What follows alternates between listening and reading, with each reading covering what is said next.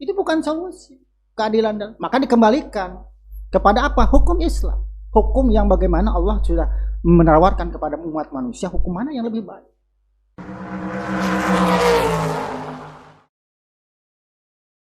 Oke, Assalamualaikum warahmatullahi wabarakatuh. Waalaikumsalam warahmatullahi wabarakatuh.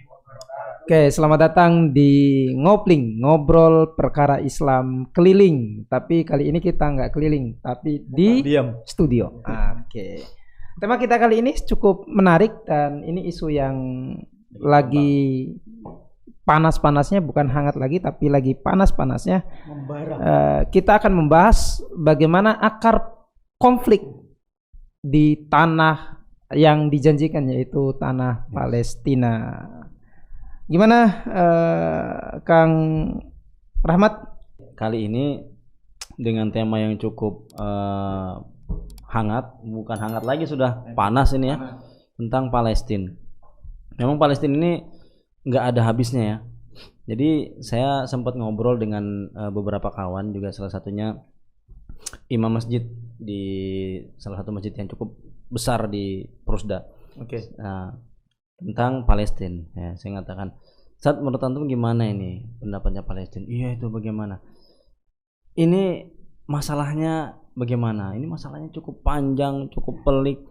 Loh, kalau dilihat sebenarnya Palestina dilihat dari kacamata orang awam saja ya. Orang awam, orang yang tidak punya pengetahuan mendalam tentang politik. Ini sebenarnya juga apa ya, nggak adil, kezaliman yang sangat luar biasa. Jadi anak-anak dibunuh, perang di wanita, rumah sakit dibom. Nah itu kan sebenarnya secara tidak langsung mereka itu sudah melanggar aturan yang dibuat oleh mereka sendiri dalam demokrasi, hak asasi manusia yang selama ini dielu-elukan. Bahkan ada 300 lebih resolusi yang dikeluarkan oleh PBB yang tidak mempan untuk Zionis Yahudi di sana. Nah, itu dia. Itu sebenarnya akar masalah dari konflik ini sendiri. Kenapa sih? Bisa diceritakan Kang Pri? Gimana? Akar masalahnya ini di mana sih sebenarnya? Kalau ada yang bilang ini sebenarnya ini masalah Palestina yang apa namanya? Yang tidak dimerdekakan. Ini masalah kemanusiaan gitu. Ada masalah kemanusiaan.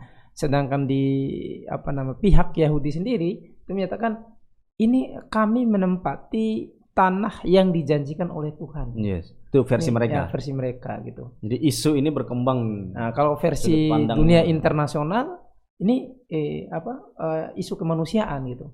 Tapi sebenarnya akar masalahnya apa? Apakah hanya sekedar tanah yang dijanjikan atau mungkin atau ada yang lain? Masalah ini ya masalah kemanusiaan semata yang selesai kalau dibahas Palestina merdeka, dia punya wilayah kekuasaan, dan Palestina Yahudi punya wilayah kekuasaan sendiri. Gimana? Atau ada masalah lain gitu yang tidak terungkap di publik? Iya. Saya kan melihat permasalahan hari ini tentang Palestina ini memang dari sudut pandang agama sudah ada bagian sejarah ini, memang sudah dari sejarah bagaimana bangsa-bangsa Israel itu tuh adalah bangsa yang memang disebutkan tadi tanah yang sudah dijanjikan. Tapi kita lihat di faktanya sendiri, tanah yang telah dijanjikan oleh Tuhan kepada mereka, ternyata dalam sejarahnya kan kita sudah paham sendiri. Banyak menceritakan riwayat-riwayat bahwa mengatakan justru bangsa Israelnya sendiri hari itu atau saat itu justru bagaimana kelakuan yang mereka atau tabiatnya asli daripada orang-orang ini Yahudi ini begitu sampai mengatakan dalam salah satu riwayatnya bagaimana dia menyuruh Nabi Musa untuk dengan Tuhannya untuk melawan bangsa yang dulu menduduki tanah itu adalah Filistin bahasa. Jadi kalau menang saya masuk. Nah ini sikap yang sudah memang dilihat dari akar permasalahan. Karakter bangsa ini mempunyai sifat yang tabiat yang buruk. Nih, memang tabiatnya memang sudah bikin. Iya, gitu. Yang akhirnya turun temurun menjadikan mindset kepada generasi-generasi berikutnya. Itu dia merasa dirinya orang yang paling kuat lah bahasanya gitu. Orang yang paling mulia. Betul. Itu di bangsa lain. saking apanya, saking tidak beradabnya Tuhannya saja kan gitu. Iya, Tuhannya aja Ya, nggak kan, dihargain gitu ya. itu. Nah ini akhirnya. Nah kemudian hari bagaimana penderitaan yang dilakukan karena tabiatnya yang membuat masalah di dalam setiap bertemu dengan bangsa-bangsa lain, dengan suku lain.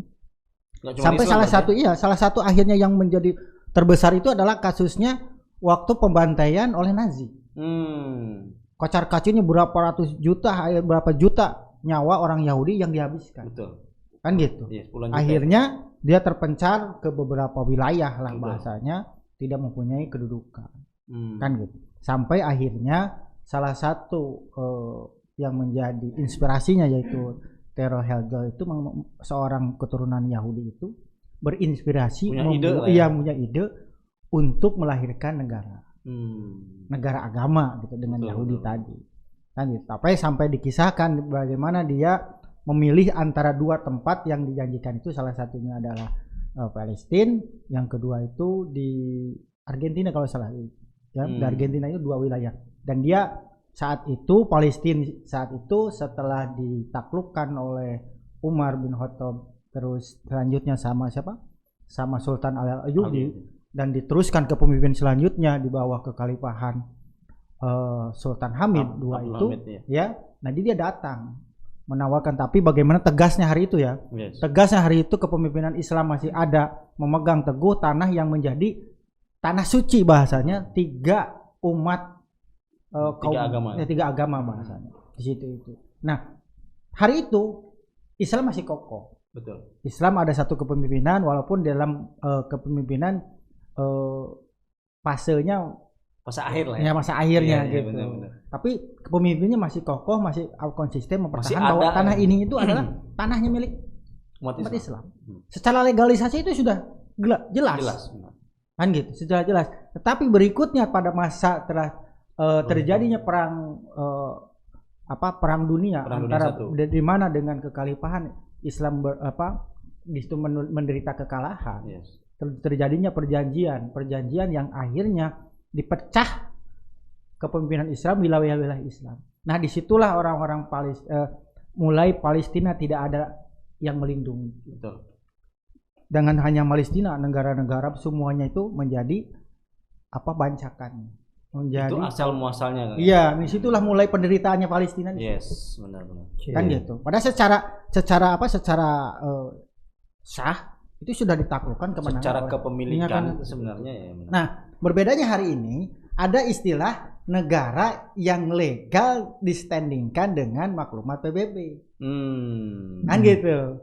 PBB kan di tahun 1947 itu membagi dua wilayah kan gitu. Membagi dua wilayah, satu untuk Palestina, sebagiannya untuk Israel untuk Yahudi itu. Kalau dilihat-lihat sebenarnya akar masalah awal mula konflik itu kan sebenarnya dari PBB sendiri sebenarnya. Sehingga kalaupun kemudian PBB mengeluarkan statement itu resolusi yang hampir 300 dan bahkan 300 lebih, itu sebenarnya itu mungkin kalau orang awam bilang lah ini kan cuci tangan aja sebenarnya. 300 itu 300 poin.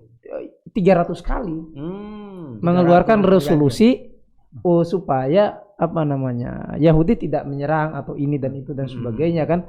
Tapi kalau dilihat awal mula Israel ke sana atau Yahudi ke sana itu kan dari PBB sendiri. Iya. Sebenarnya. Itu yang tadi yang saya bilang, PBB ini atau yang melahirkan legalisasi secara pengakuan daulatan itulah yang menjadikan seolah-olah Palestina ini tidak ada pemiliknya. Manusia yang ada di situ, penduduk yang ada di situ yang bertahun-tahun yang sudah ditaklukkan dengan perjuangan umat Islam itu seolah-olah tidak diakui. Nah ini kan begitu. Sampai hari ini kan tuntutan mereka itu begitu, bahasanya gitu. Oke. Sementara yang tadi pendatang bahasanya yang tadi orang Israel masuk menduduki sebagai Yahudi, pengungsi yang diaku gitu, malah terbalik. Dengan menggunakan kekuasaan dengan dukungan dari Inggris dan sebagainya, akhirnya dia mendapat seolah-olah legal standing. Pede jadi. Ini kayak mirip kisah di Konoha ini. Wis, di Konoha. Ini mana nih, Naruto kah? Di Rempang sana. Oh, Rempang. Di Rempang itu kan penduduk aslinya kan nggak punya sertifikat. Iya. Tetapi hidup di sana sudah ratusan tahun sebelum gitu. Indonesia merdeka, Pak. Ini saya ke Kang Arif ini. Ya, secara legalitas kan sertifikat, siapa yang punya sertifikat tanah, dia yang punya tanah itu. Hanya saja bagaimana dengan orang yang sudah tinggal ratusan tahun, bahkan kalau di Palestina kan sudah lama gitu, bahkan sudah lama. Gimana ini legal standing dalam hal ini adalah sertifikat, atau dalam hal ini kalau mengacu ke konflik Palestina Yahudi ini adalah pengakuan dari PBB atau histori dari orang yang tinggal di sana. Gimana Kang Arif melihatnya? PBB ini kan ibaratnya dia posisinya sebagai melegalitaskan wilayah. Ya, kalau kita ambil gampangnya dalam satu wilayah, kita ambil yang keumumannya di Indonesia lah. PBB ini posisinya hampir kurang lebih sama seperti di bagian pertanahan yang melegalkan satu surat dalam bentuk tanah itu tadi kan. Tanah dalam bentuk legalitas surat. Nah, jadi kalau misal ini di tempat saya ini, di wilayah saya ini kan memang banyak yang dulu ini tanahnya itu hasil dari warisan-warisan. Secara legalitas surat memang belum, tidak dimiliki. Kemudian datanglah masuk orang-orang dari luar. Nah, posisinya Israel tuh hampir mirip dengan kejadian-kejadian misalnya seperti ini. Ada yang masuk ke wilayah Palestina dengan membeli tanah. Ada yang masuk dengan secara paksa. Nah, kalau nih misal di lingkungan saya, kita sudah menempati, sudah memiliki tanah itu berpuluh-puluh tahun, secara sah. Sudah sah, tapi secara legalitas memang belum ada yang sudah mengurus, ada yang tidak. Mungkin legalitas negara maksudnya. Ya, secara legalitas negara. Kalau di posisi dunia kan PBB nih yang seakan-akan dia melegalkan, punya hak untuk melegalkan satu wilayah itu sendiri kan. Nah, tiba-tiba kita menempati sudah lama, datang orang masuk ke rumah kita. Saya tidur di sini.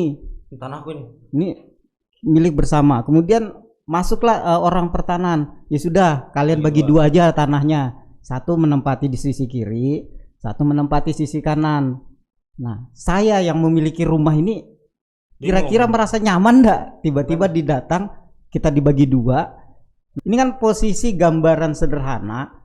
Kita ini yang di notabene rumah yang kita tempati dimasuki orang, kemudian diakui, marah kan? Nah, gambaran orang keumumannya seakan-akan tidak melihat flashback dulu. Bagaimana Palestina dulu yang memang sudah secara turun-temurun sudah menguasai wilayah Palestina yang di zaman kejayaan Islam dulu kan sudah dikuasai oleh Islam Palestina itu. Tahu-tahu langsung diambil alih. Nah, itulah posisi gambaran sederhana saya. Saya tidak akan merasa nyaman dan posisi itu tidak akan mungkin saya berdiam diri. Pastikan saya akan membela keluarga-keluarga saya dan mohon maaf, tetangga-tetangga saja yang ada di lingkungan saya yang mengetahui saya itu adalah menempati tempat itu sudah lama, sudah. Walaupun secara legalitas surat saya tidak punya, tapi tetangga tahu ini orang lama. Pasti tetangga-tetangga saya itu membela, karena dia tahu sejarahnya. Nah, dilalahnya ya kondisi yang saya lihat di Palestina, banyak yang tetangga-tetangga dari Palestina ini mengetahui sejarah itu, tapi mereka justru tidak membela warga Palestina. Dia tahu bahwa warga Palestina ini menempati itu. Seakan-akan sudahlah itu urusanmu saja.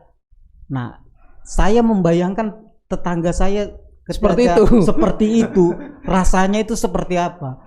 Nah, itu saya membayangkan kondisi saya seperti di lingkungan kecil saya. Lingkungan kecil saja kita seperti itu. Gimana kalau mereka yang seperti itu? Berarti sebenarnya kalau didengar dari ini sebenarnya yang bermasalah sebenarnya satu yang dulu itu sebenarnya bukan pertamanya Yahudi, bukan. Tapi yang pertama adalah yang memberi izin. PBB sendiri ini yang sebenarnya yang bermasalah. Berarti akar konflik ini nggak bisa diselesaikan oleh PBB. Gimana menurut Kang Rahmat? Iya. Ini menurut Ana sendiri, ini akar konflik ini nggak bisa diselesaikan oleh PBB. Loh, PBB sendiri yang izinkan kok. Yang Gimana? Gimana Kang Rahmat melihatnya? Dan dibantu Inggris pada waktu itu kan. Makanya saya tuh ini lanjut cerita tadi, saya nunggu momen ini. Ya, karena ada yang bilang gini Kang Rahmat, kan harusnya PBB menyelesaikan ini.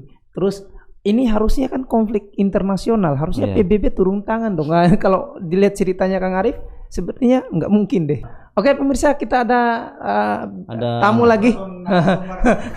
Tamu lagi. Gestar. Yaitu Kang Danang. Oke, dilanjut Kang Rahmat. Ya. Tadi kalau seperti Kang Ruslan tadi bilang, ya statusannya.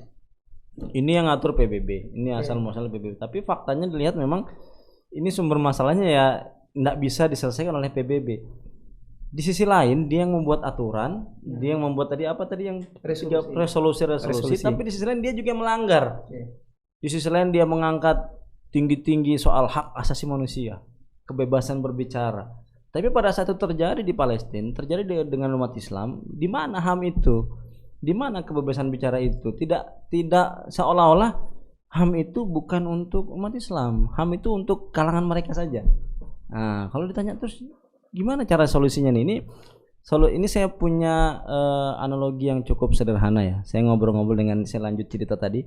Setelah saya ngobrol dengan sahabat saya itu imam masjid besar di sana. Jadi, saat menurut antum nih, kira-kira untuk solusi saudara-saudara kita di Palestina itu apa sih? Kan ini banyak tuh yang lagi keliling orang Palestina ya, keliling minta sumbangan. Kira-kira kalau kita ngasih sumbangan, antum punya uang 10 miliar, nyumbang 9 miliar, selesai nggak masalah itu? Sempat mikir.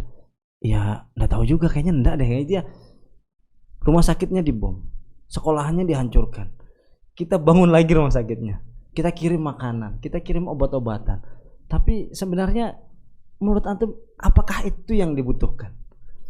Butuh tentara deh Kang, karena dia itu diserang oleh, jadi nggak imbang lah ya lawannya.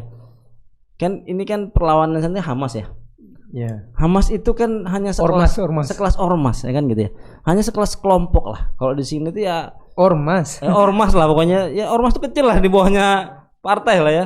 Nah, lawan sebuah negara yang didukung oleh beberapa negara yang adidaya, yang kuat, dengan perlengkapan yang luar biasa, dengan kecerdasan yang luar biasa, dengan teknologi yang luar biasa. Nah, dilawan hanya dengan ormas. Kan tuh nggak nyambung ya. Kita tiap hari donasi dan notabene-nya nih ya, faktanya untuk masuk ke sana donasi itu susah. Bantuan itu susah. Ya, bantuan makanan, bantuan medis itu susah dibatasi karena itu dikuasai mereka masih. Nah, memang bantuan yang paling dibutuhkan itu bukan berarti tidak diperlukan. Memang jangka pendek itu diperlukan, dia tetap dibutuhkan. Saudara-saudara kita itu tetap membutuhkan bantuan medis, tetap membutuhkan makanan, minuman, dan mereka tuh sangat butuh itu. Rumah sakit perlu banget, itu tetap butuh itu. Tapi sampai kapan kan gitu ya?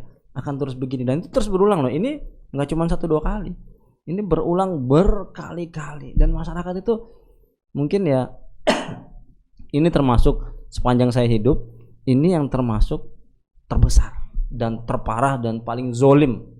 Bagaimana kita melihat di media-media itu anak-anak kecil yang nggak bersalah, bagaimana yang diserang itu adalah bangunan-bangunan yang bagaimana sekolah itu ada apa di situ, bagaimana rumah sakit itu kan tempat orang berlindung.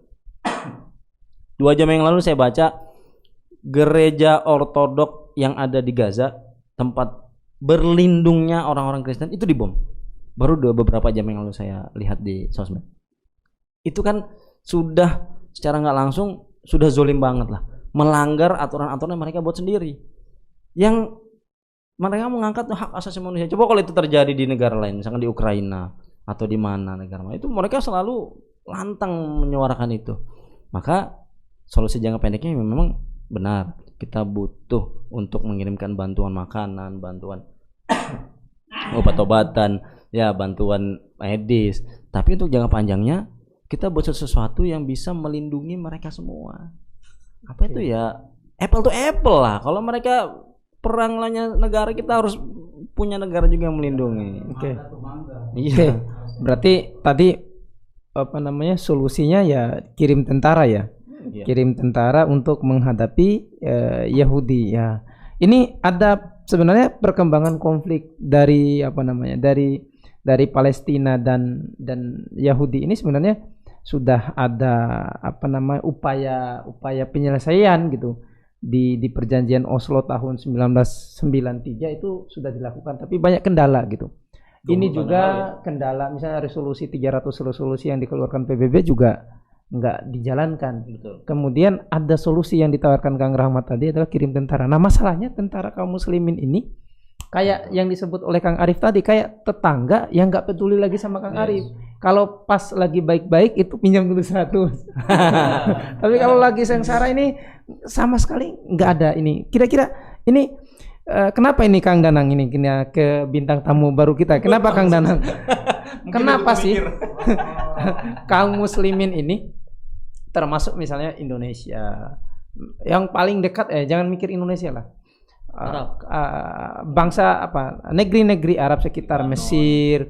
Nah Mesir kan termasuk yang punya pintu Rafa itu, punya pintu Rafa itu ya ada di sana, tetapi aksesnya harus izinnya Yahudi gitu. Nah kenapa sih Mesir dekat, Turki dekat, Uni Emirat Arab dekat, Saudi Arabia dekat, Yaman dekat, Yordania dekat, Libanon dekat. Kenapa mereka nggak kirim tentara gitu? Nggak peduli. Padahal yang paling penting itu adalah tentara, bukan makanan dan minum. Kalau makan minuman ya penting lah untuk jangka pendek, tapi jangka panjangnya gimana? Gimana Kang Danang melihat upaya ini? Kenapa sih para penguasa negeri-negeri Muslim nggak mengirimkan tentaranya? Kalau konflik berkepanjangan Palestina sama Israel, Yahudi, Zionis ini kan sudah berlangsung lama dan sangat lama gitu kan. Terus kalau ditanya simpel tadi militer yang jadi solusi, dan kenapa ini banyak kok mayoritas negara Muslim kok diem saja, kok yang tetangga berdekatan sekalipun juga ternyata nggak bisa berbuat banyak. Sampai sekarang juga belum ada ininya kan gitu kan. Nah kalau dari masyarakat awam melihat, saya kan awam juga ya kan. Jadi awam Ginton. Kayak terbatas ini loh Kang. Ini kan kalau kita tetangga atau desa gitu, itu urusan desa sebelah sana itu sudah bukan lagi urusan desa saya gitu. Itu kan sudah beda wilayah. Beda wilayah. Dan dia punya apa itu urusan sendiri ya. RT lah, pemimpin sendiri di situ, lurah sendiri, kan desa teritorial gitu. Kayak wilayah-wilayah yang memang memiliki, seakan-akan memiliki ini wilayah saya, jadi tanggung jawabnya sama pemimpin wilayah situ. Ini wilayah sebelah, itu menjadi tanggung jawab wilayah sebelah situ gitu kan. Jadi ketika saya punya wilayah dan dia punya wilayah sebelah, dan dia memerlukan bantuan, misalkan sampai ada apa itu sesuatu konflik sekalipun, ada penderitaan sekalipun, saya nggak bisa langsung serta-merta ngebantu situ. Belum lagi nanti gini, dengan adanya pembatasan wilayah tadi desa ya, analogi desa. Kalau ini negara, belum lagi misalkan saya di posisi negara yang berkepentingan terhadap negara yang lain. Betul. Saya ngebantu langsung seakan-akan ini sesama Muslim, tapi saya juga negara sendiri misalkan. Saya ngirim bantuan tentara saya sana, sedangkan saya punya hubungan kepentingan sama negara yang musuhi. Bukan langsung juga musuhi misalnya, tapi negara yang lain yang mensupport itu. Artinya ada kepentingan-kepentingan yang di situ akhirnya dengan sekat tadi dan ada kepentingan tadi itu sudah barrier yang besar. Jadi nggak enak. Tidak bisa nggak enak dari mana-mana gitu kan. Betul. Jadi mungkin bisa mengalahkan sekalipun akidah yang Islam tadi seharusnya kuat, ini sudah terlemahkan. Dan kalau lihat sejarah yang pernah apa itu saya baca kemarin tuh, nggak saya baca, saya dengar juga itu, saya dengar beberapa literasi gitu kan ya.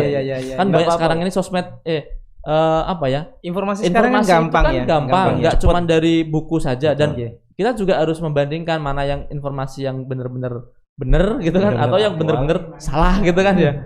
Karena di sejarah yang saya dapat ini justru saya nggak dapat di bangku sekolahan gitu. Ketika ternyata negara-negara yang kemerdekaan atau justru Ya. yang seolah-olah dulu dijajah nih. Terus kemudian dia merdeka. Yes. Ternyata kemerdekaan itu bukan awal dari kemenangan, justru awal kekalahan. Oke. Kenapa bisa demikian? Ini menarik ini. Merdeka itu bukan awal dari kemenangan, tapi awal kekalahan. Gimana ini maksudnya? Jadi karena saya di Indonesia nih, Republik Indonesia, dulu Nusantara ya sejarahnya kan. Iya. Ada yang menarik di situ tuh gini. Waktu awal-awal di kemerdekaan Indonesia itu, yang lahir negara Indonesia ini, kan kemerdekaan dan negara Indonesia ini itu masanya dekat dengan runtuhnya daulah Islam yang menaungi seluruh kaum muslim di seluruh dunia. Nah, menariknya penjajah masuk di Nusantara itu jauh sebelum ini. Kalau dari Belanda, kalau di sejarah yang kita lihat, Belanda itu dari 3,5 abad yang lalu gitu. Iya, betul. Menjajah. Artinya masuknya Belanda VOC itu masuk ke Nusantara ini bukan waktu yang singkat. Betul. Dia masuk, tapi justru sudah sangat lama, di mana masa-masa itu banyak kerajaan-kerajaan Islam di Nusantara. Betul. Itu fakta yang juga. Dia terafiliasi dengan atau memang dari naungan yang terpusat gitu, satu kepemimpinan. Betul. Nah, justru di momen lemahnya waktu 1945 itu berdekatan dengan 1924. Betul. Runtuhnya si kepemimpinan Islam itu di Utsmaniyah. Ada masa kesultanan ini kan karena zaman dulu tuh nggak ada Telegram, nggak ada WhatsApp gitu informasi kan. lambat ya. Jadi informasi lambat. Ya. Ada satu kondisi kerajaan di Nusantara itu mengirim surat karena di Nusantara ini dijajah, diinfiltrasi serangan lah gitu kan. Ini menunggu instruksi. Ini kita mau ngapain nih? Kita mau nyerang nih kan gitu kan. Tapi kan dia nggak bisa tanpa ada perintah langsung dari sana, dari pusat. Ternyata di sana jantungnya itu sudah luka lah ya. Nggak cuma luka, itu sudah runtuh. Sudah diamputasi. Jadi ada misinformasi yang begitu jauh karena komunikasi waktu itu ini. Akhirnya itu berimbas pada perjuangan yang ada di Nusantara yang singkat cerita pasti sangat terkait dengan adanya kemerdekaan di 45. Nah, kemerdekaan di 45 inilah yang saya tadi mungkin analogikan, kalau saya kan Nusantara, saya di Indonesia. Ketika dia terbit kemerdekaan di Nusantara yang akhirnya menjadi negara Indonesia misalkan, ini akhirnya terkotakkan kecil, tersekat kecil yang namanya nasionalisme ya. Negara itu kan, wilayah itu, kekuasaan itu dari satu wilayah kaum muslim yang seharusnya itu satu negara Islam gitu kan. Ini menjadi satu kotak kecil. Nah, begitu juga di Palestina. Termasuk Malaysia juga ya. Dan itu momennya di masa, kalau yang kemarin di kemerdekaan Nusantara itu kan Indonesia itu kan berkaitan dengan Perang Dunia II. Iya. Nah, sedangkan mereka yang di Timur Tengah di Timur Tengah termasuk yang sebelum-sebelumnya itu kan penjajahan itu kan beriringan waktunya. Semenjak Perang Dunia I. Betul. Semenjak kalahnya itu. Kalahnya daulah Islam tadi, imamnya pemimpinnya kaum muslim, negara Islam yang begitu luar biasanya itu di masa Perang Dunia Pertama itulah yang momen awalnya dicincang itu. Dibagi-bagi. Belanda kamu sana ya. Oh, ini sana. Nah, ini menurut saya kemerdekaan itu ditangkap kalau tidak tidak analisanya begitu kuat ya. Itu malah justru kemerdekaan inilah menjadi pintu awal kekalahan kaum muslim. Dikotakkan. Karena kemerdekaan kemudian melahirkan nasionalisme tadi. Gitu. Nasionalisme itulah yang kemudian yang membuat negara-negara tetangga, negeri-negeri tetangga di Timur Tengah bahkan di sini itu tidak bisa membantu secara langsung mengirimkan tentara dan sebagainya. Jadi apa ini Kang Arif solusi yang menurut antum? Apa yang harus dilakukan yang dilakukan oleh kaum muslimin gitu? Satu, upaya perjanjian Oslo 1993 itu menuai jalan buntu. Satu. Kedua, solusi PBB nggak mungkin kita harapkan karena PBB yang mengizinkan mereka masuk di tahun 1947. Iya. Sehingga ya PBB kita lupakan karena mereka yang mengizinkan Israel Yahudi di Palestina. Yang berikutnya kirim tentara itu juga nggak mungkin sekarang karena kita ditutup atau dipenjara oleh penjara besar bernama national state, negara bangsa. Nah, jadi apa yang harus dilakukan oleh kaum muslimin sekarang, Kang Arif? Ya sebelum yang lain ya, karena ini sesi terakhir sudah. Langsung closing ini. Saya kembali menganalogikan seperti yang kayak tadi ya. Oke. Karena lebih simpel menganalogikan itu dalam bentuk hal yang kecil yang lingkupnya itu kita alami langsung. Oke, lebih mudah ditangkap. Mudah kita tangkap. Jadi wilayah tadi atau di RT saya tadi itu yang dulunya ini menjadi satu kesatuan. Yang dulunya ini kami diikat oleh satu peraturan yang sama. Punya keterikatan yang kuat.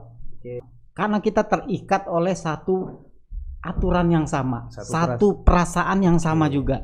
Perasaan kita itu ingin menjaga wilayah kita. Oke, kayak orang jatuh cinta ya. Betul, betul. Nah, dulu Islam itu seperti itu. Oke. Kita itu terikat dengan perasaan yang kuat karena ada satu tetangga yang terusik, terganggu, kita marah.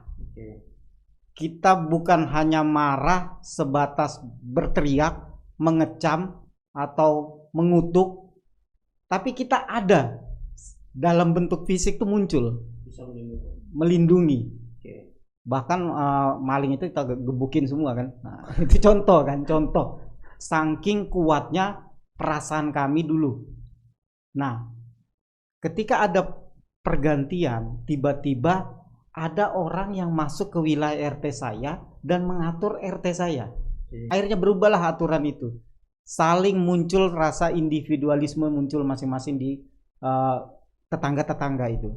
Nah, kondisi Palestina inilah yang ketika ada maling masuk dan dikuasai rumahnya, diusir orang itu, saya diusir dari rumah saya, tetangga itu akhirnya acuh.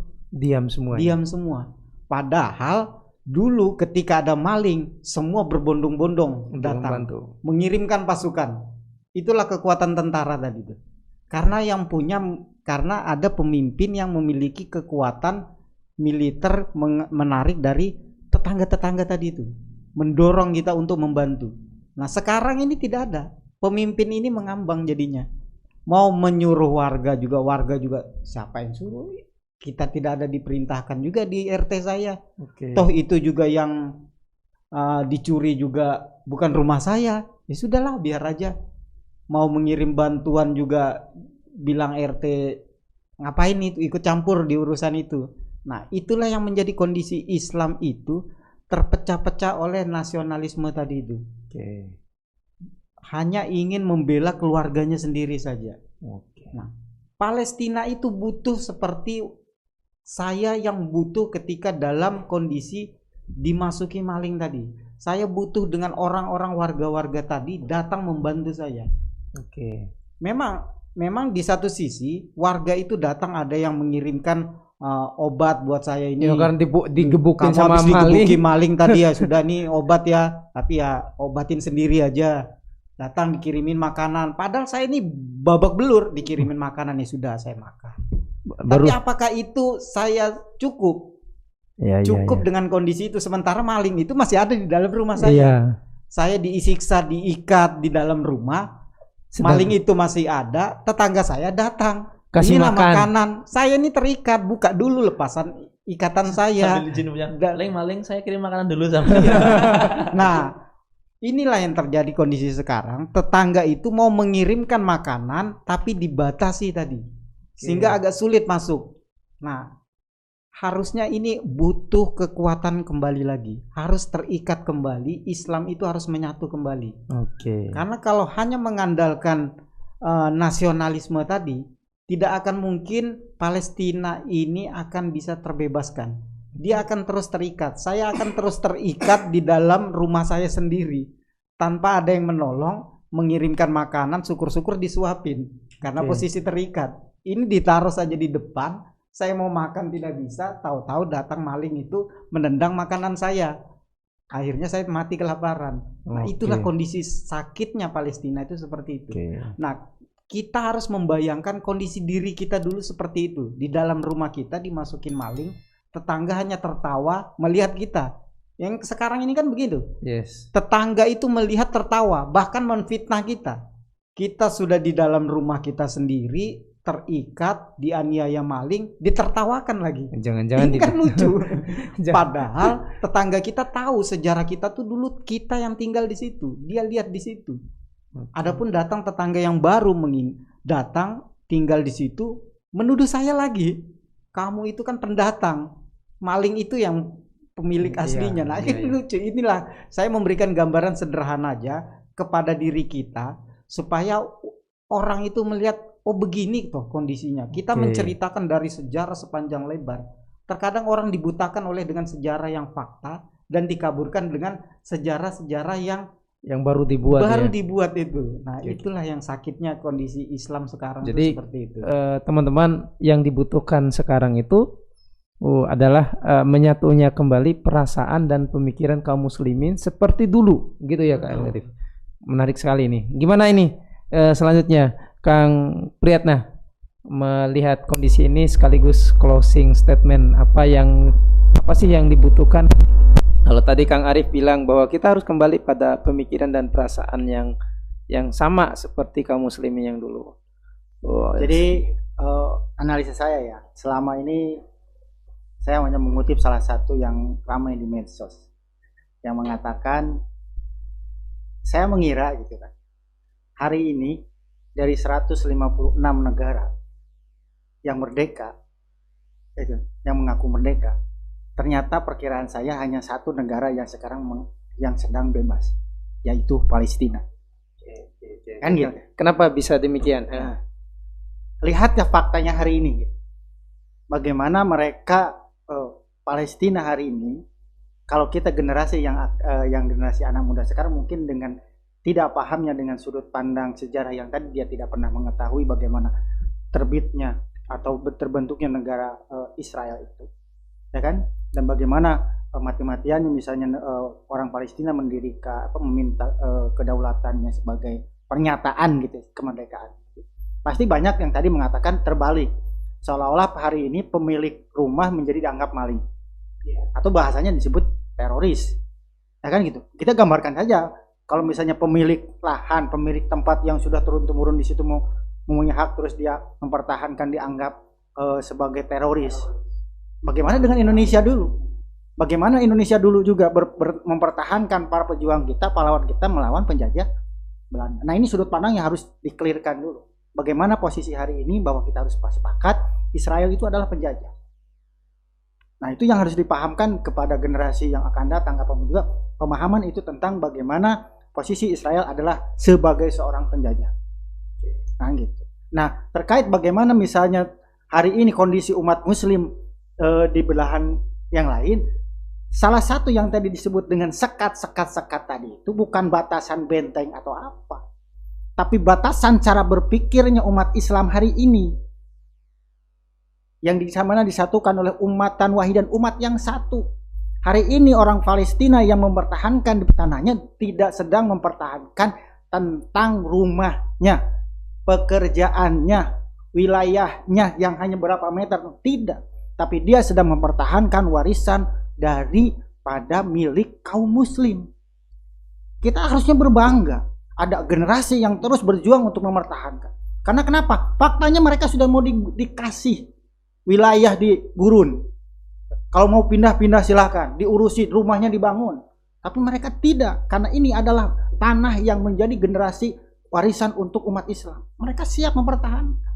Ini yang tidak ada mindset di negara-negara lain yang terkungkung tadi yang dengan bahasa terikat pemikiran dengan nasionalisme.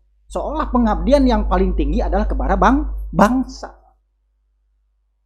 Itu yang menjadikan masalah. Sampai hari ini kan kemanusiaan saja dia tidak bergeming. Bagaimana? Nah ini yang harus jadi pertanyaan yang harus dibongkar oleh pendakwah hari ini. Maka solusinya tadi, apakah dengan resolusi? Tidak akan. Resolusi sudah banyak perjanjian. Apalagi kita paham bagaimana posisi PBB, bagaimana posisi Amerika, bagaimana posisi Inggris dalam sejarahnya. Wong dia melahirkan, dia yang membidani.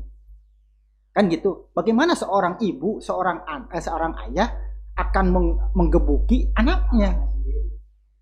Padahal tabiat dari anaknya ini yang bangsa Israel itu memang serakah. Dia itu nggak mau itu sebagian resolusi 181 dibagi 2 itu nggak mau.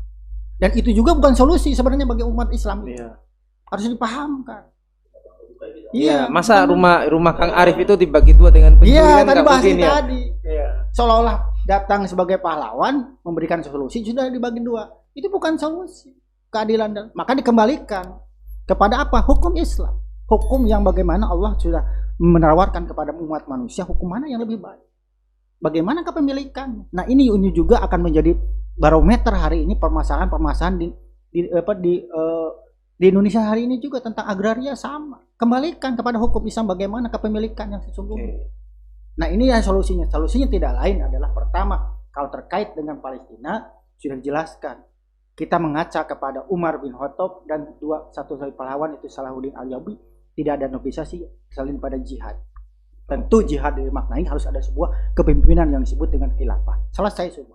Kepemimpinan umat Islam harus lepas dari sekat-sekat tadi dengan kepemimpinan tadi. Hanya itu 2 yang akan tuntas menyelesaikan masalah Palestina ini. Gitu. Jangan sampai kejadian Marpala atau kejadian 1973. Berapa kali kita tetap malah apa ya? Yang tadinya luas begitu, wilayah yang begitu luas, tinggal berapa? 15% kesisaannya. Itu yang harusnya dipahami umat Islam. Dan kita harus bersyukur dan kita berdoa mereka di sana yang hari ini di Palestina justru adalah orang-orang yang terbaik. Kita yang hari ini bukan tidak bisa, bukan tidak mampu berkontribusi seperti yang tadinya. Ada yang dengan doa, ada yang dengan makanan, karena semuanya bisa diupayakan. Justru pernyataan kita yang ini jangan sampai menyudutkan, apalagi menyinyir, kan gitu. Nah inilah yang justru kesedihan kita, faktanya memang terjadi. 84% umat Islam di Indonesia. Yang paling viral justru saya lihat adalah kepeduliannya ditunjukkan oleh bangsa-bangsa lain. Di Iran, di London, ya, di Inggris, di Perancis, Australia, sampai ribuan turun. Saya belum melihat di Indonesia. Hanya satu yang kemarin yang viral adalah di Kota Bandung. Ya kan?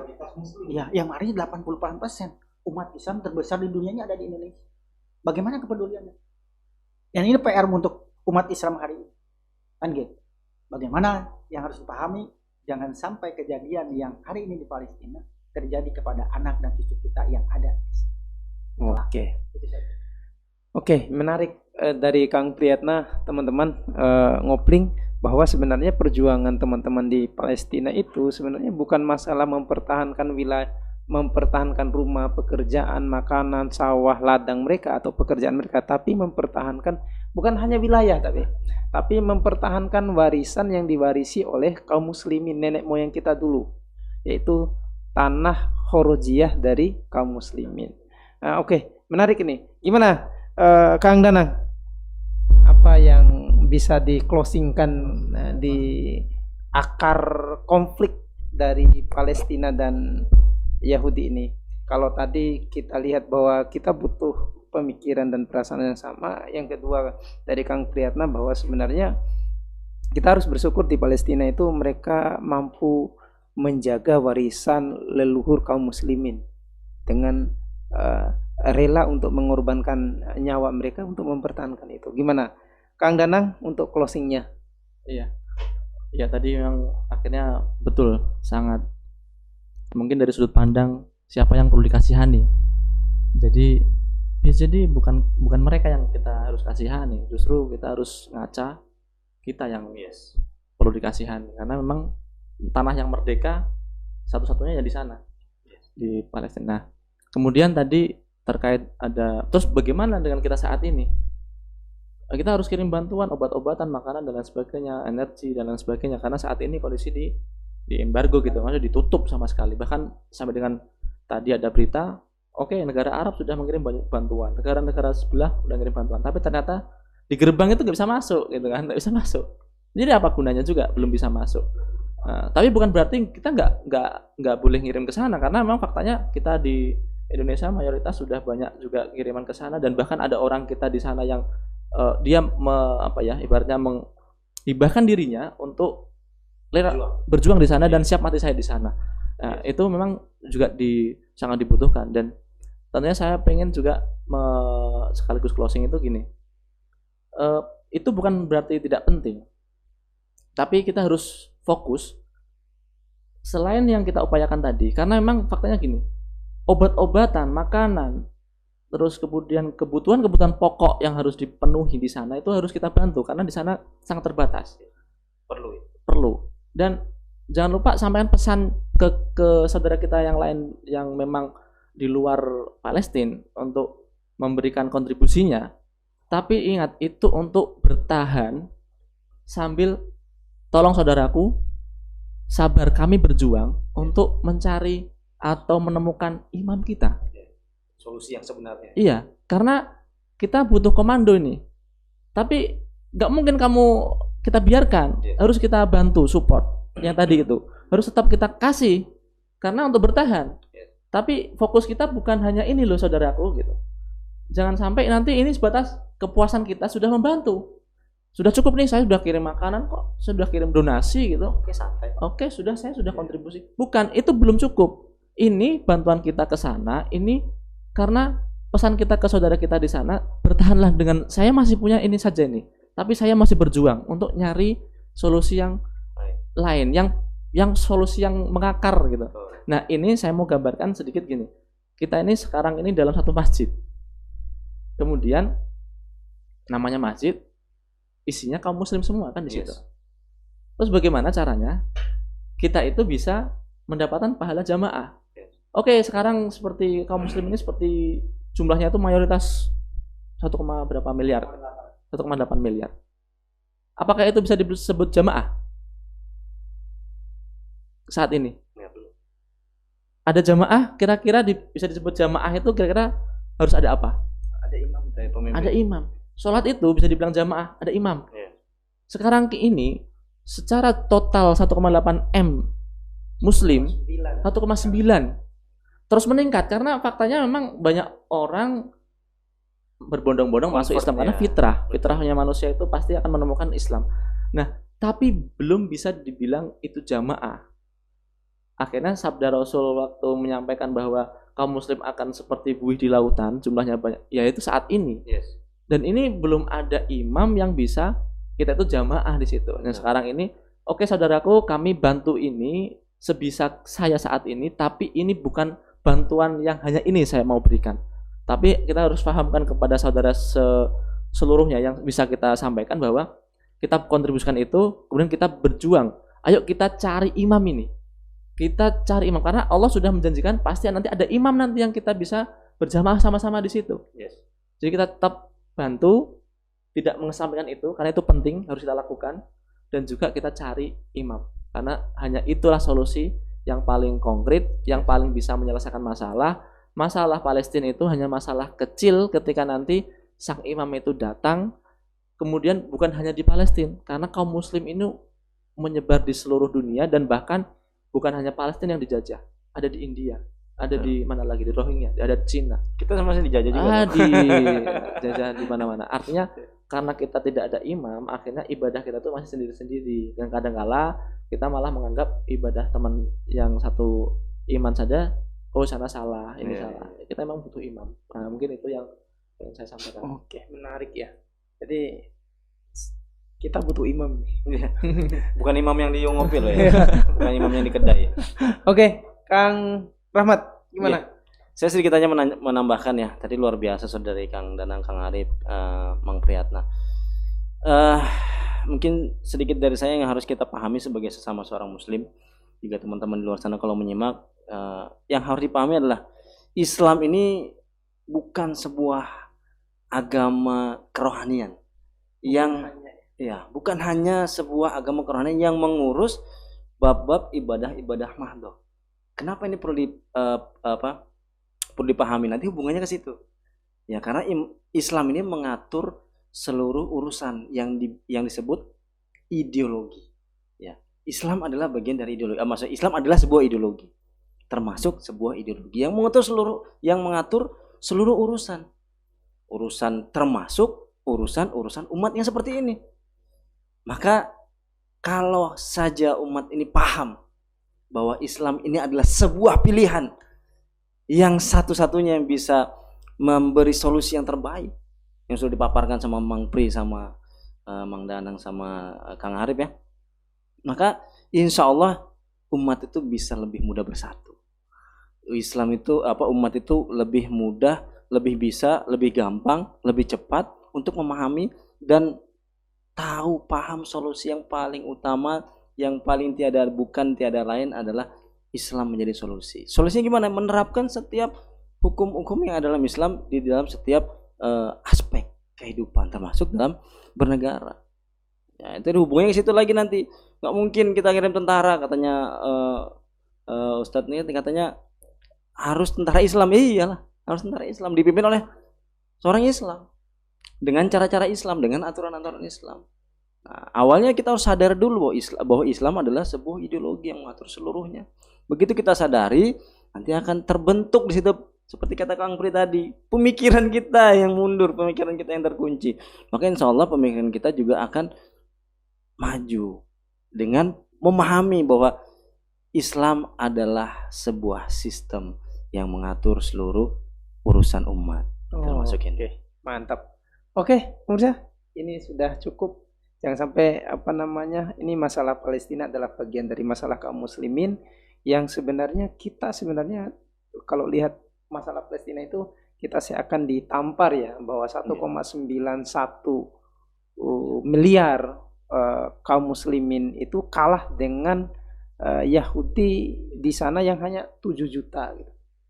Sekitaran 7 jutaan lah. Kalau populasi sedunia kan 14 juta, sekian lah.